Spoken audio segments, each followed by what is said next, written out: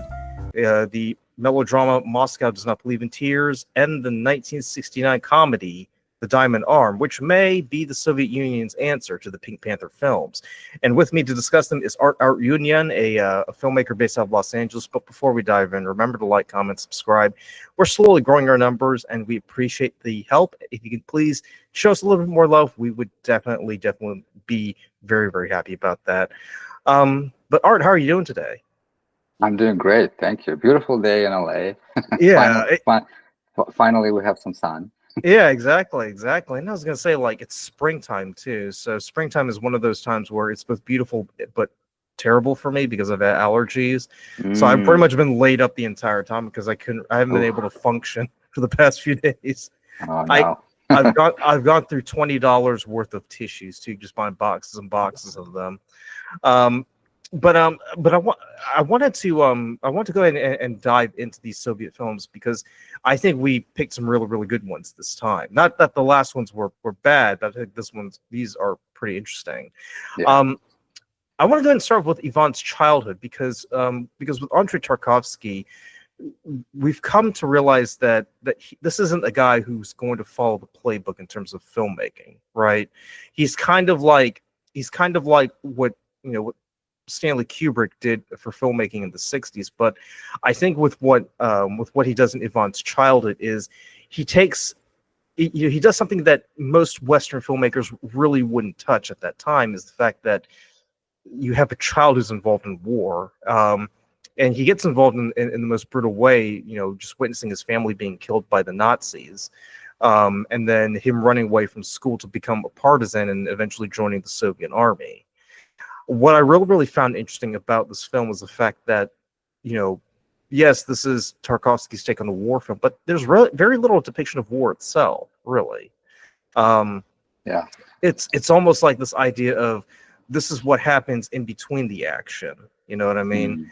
Mm. So Art, I just want to start off. How familiar were you with Ivan's childhood? I've seen it a couple of times in the past, and I don't think it's sunk in as best as it was this time watching it in preparation for for our call, because I Hmm. wanted to see it again and just to refresh my memory.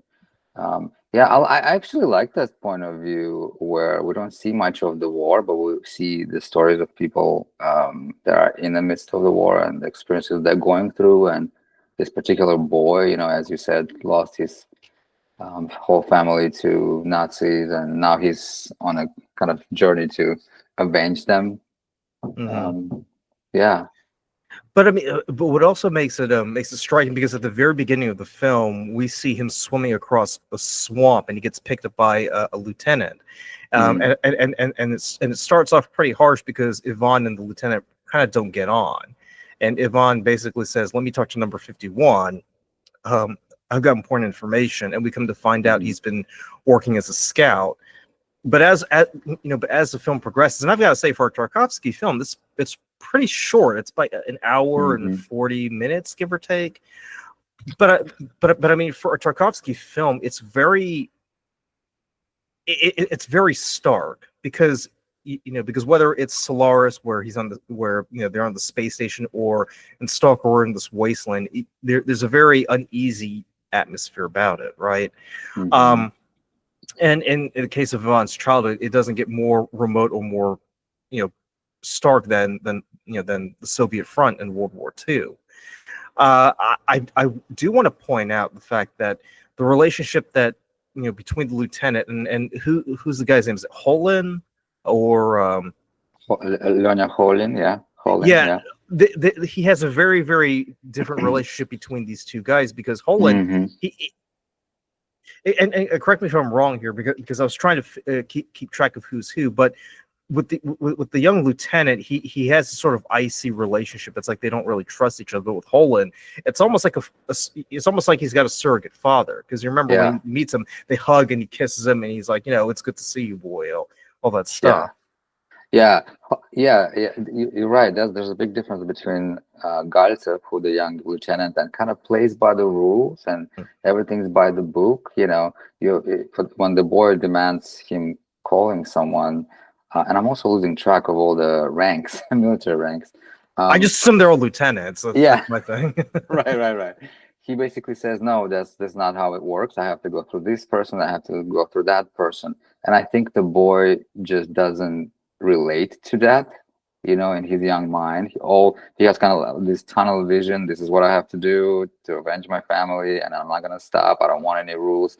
Whereas Leonia Holin, who's more of a rule breaker, and he flirts with the girl, and in the middle of the middle of the battle. I think he connects with the boy better than the young lieutenant. I think they kind of have kindred spirits going on, rebels, not following the rules.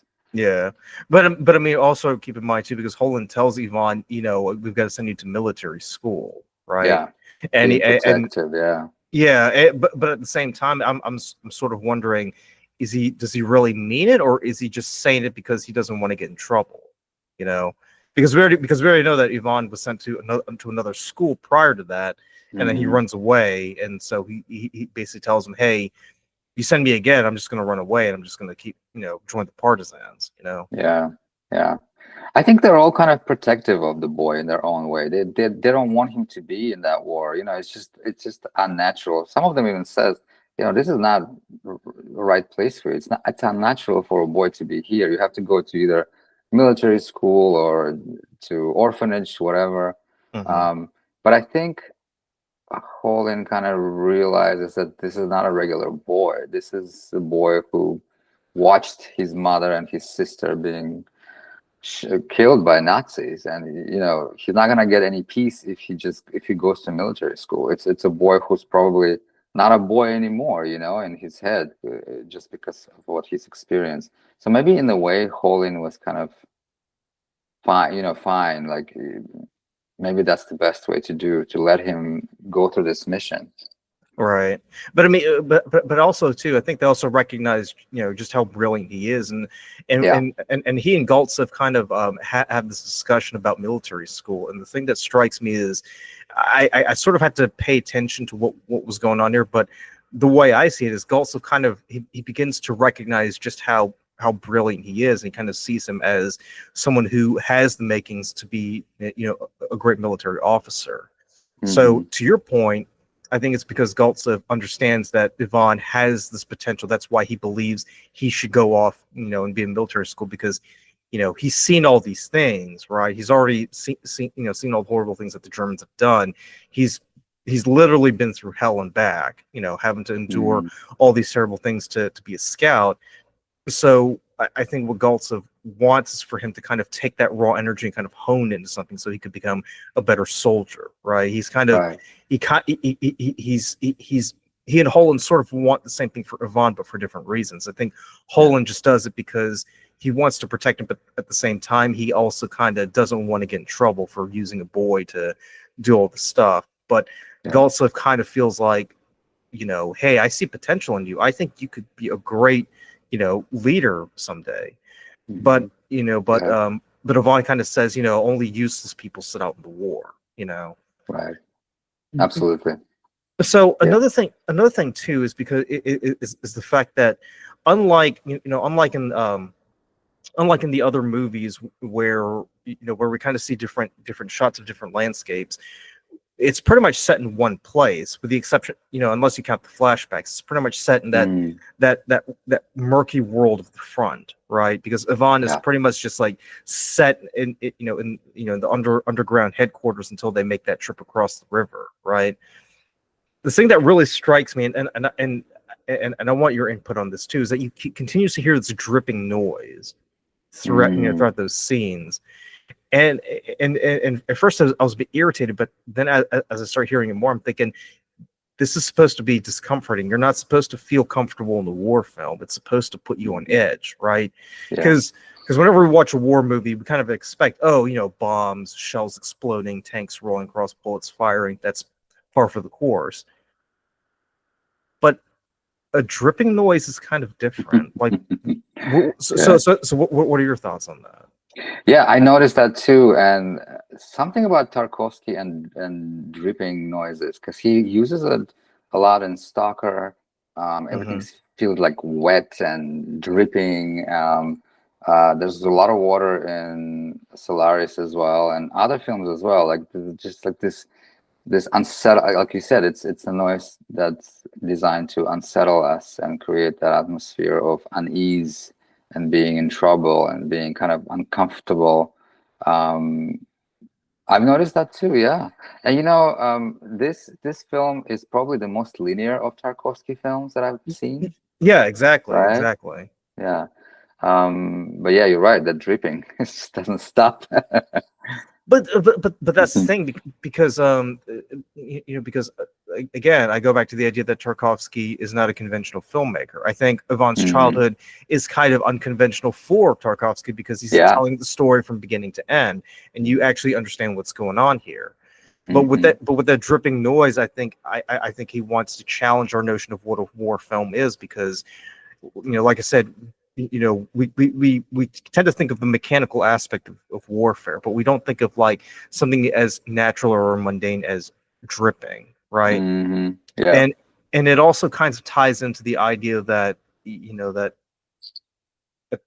you sort of get a look into what what Ivan is feeling too, because he's very uneasy, because even when he sleeps, like he's not at peace, because and I was wondering about this too, because you remember how he's that one scene where he's with the bell and he's like shining that flashlight around, and you see that writing about how how people are saying they're going to kill us, most of us are under 19, avenge us. Yeah. Is that in the bunker itself where they are, or is that just like part of the flashback that he's experiencing? I think they showed it in a couple of different places. The one that you're talking about is in the bunker. It's carved in with a knife or something like that. I think, I'm assuming there was a group of kids hiding, and they heard Nazis coming, and they just wrote that note for whoever that is. Mhm. Yeah, it's kind of powerful image, and I like how he shows sections of it at first. You kind of Mhm. don't catch the whole phrase, but then little by little we see the whole thing, and you realize that there were kids under 19. I mean, it's also interesting too, because it's the fact that we are seeing the loss of innocence. We're seeing a Yeah, boy become a man, right. and even though everybody's telling him, this is a man's war, it's not meant for boys, you kind of get the sense, well, when you've been through something like that, when you've seen the things you've seen, there really is no place left for you to be a boy. You kind of have to grow up at that point. Mm. Um, I will say this: I'm also struck by the fact that the fact that when he has his flashbacks too, he you also get the sense that he's not really, he hasn't really changed that much, really.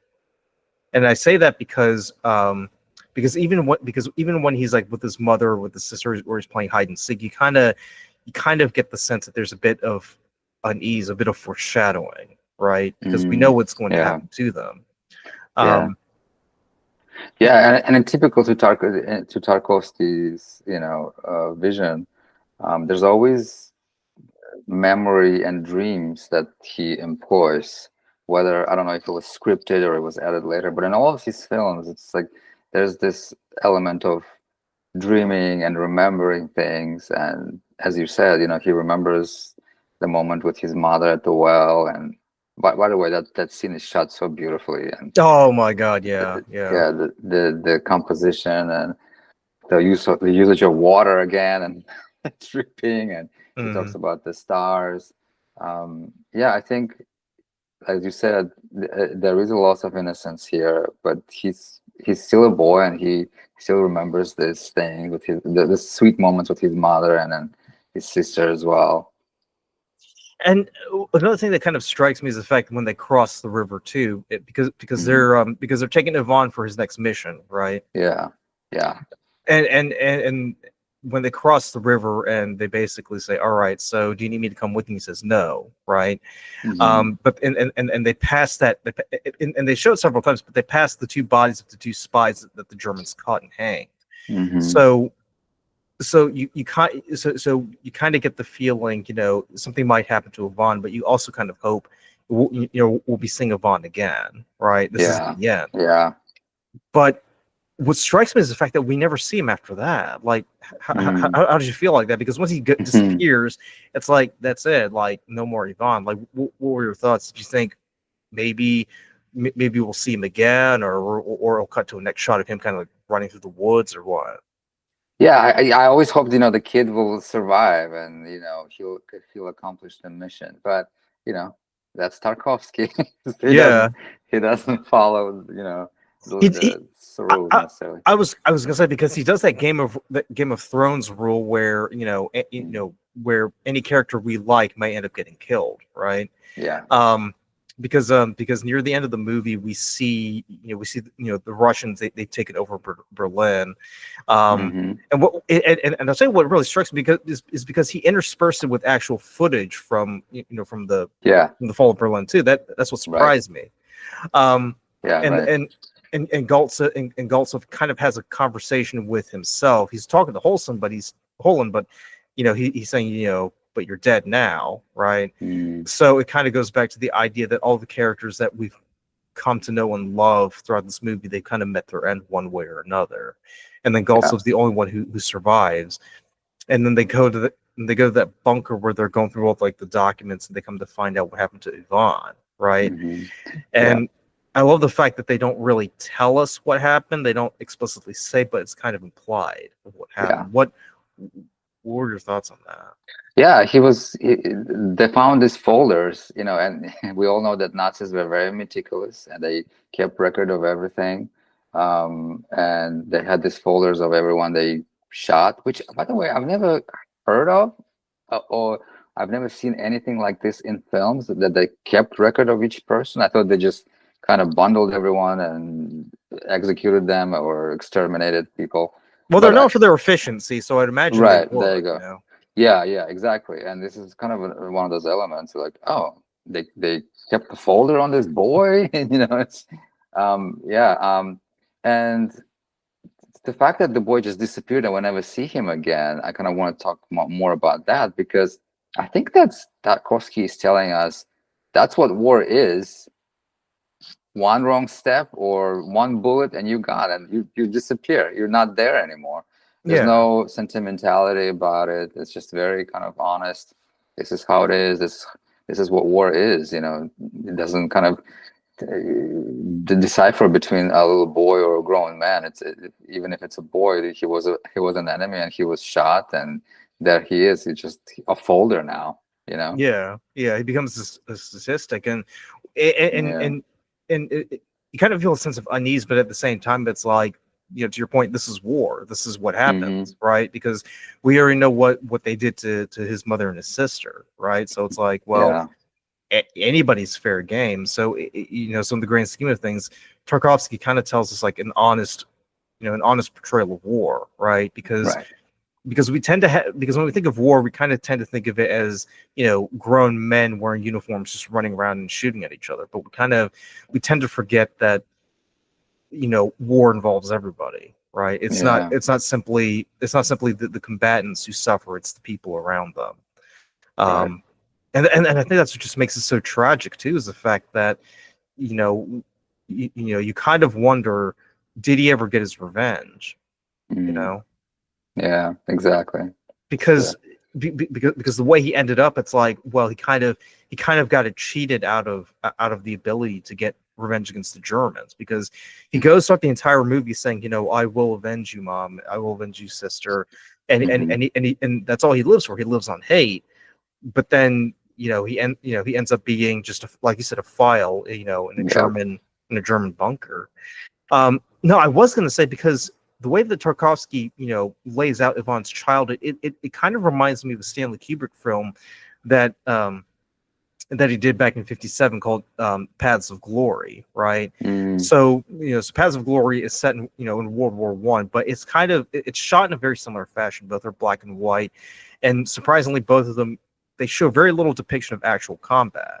Hmm. And I'm wondering if Tarkovsky may have looked at Paths of Glory and thought, thought that might be the impetus for him to shoot Yvonne's childhood, because a lot of what we see in Yvonne's childhood kind of, you could sort of extrapolate from Paths of Glory. You know what I Yeah. mean? Yeah, it's possible. Filmmakers are always inspired by each other, and I could see the similarities as well. Because And I mean, yeah, I, c- no, I could also see similarities between Solaris and Space Odyssey. well, There's yeah. actually, that was a point I was going to make, because he actually did watch Space Odyssey, and decided I can do better than that. Mm. Kind of tell a true version. So I'm wondering if Tarkovsky, because Paths of Glory came out in 57 and Yvonne's Childhood came out in 62. So really they're only like 5 years apart, and I kind of feel like Tarkovsky kind of took the cinematic aesthetic that Kubrick brought to Paths of Glory and the narrative structure, and kind of applied it here. And I think they kind of complement each other too, because both of them are telling a different side of warfare, where it isn't always about combat, right? It's Right. more of like, sometimes it's just more about just like the mundane things of just soldiers moving around. What I did find funny, though, and I want to get your take on this, is Holland flirting with Masha. Oh Right? yeah. Because Masha just Yeah. comes out of nowhere, but he's just like, hey, why don't you walk on this branch? Are you afraid of anything? Hey, if you jump, I'll catch you. And she's like, no, I don't want to. It's okay. Yeah. That's whole sequence feels out of place a little bit. Yeah. But at the same time, it is not out of place, because people flirt. I'm sure people flirted and fell in love during war between the battles as well. Yeah. Yeah, but that's whole sequence with birch trees. It's just so stunning, and some of the shots have been referenced so many times by other filmmakers. Mhm. And again, those black and white birch trees create kind of like this nice texture on the screen, and the way he frames the shots, and just the dimension that he sends the characters in. Like you said, she's climbing up, Mhm. and then she walks down, and then there's like this a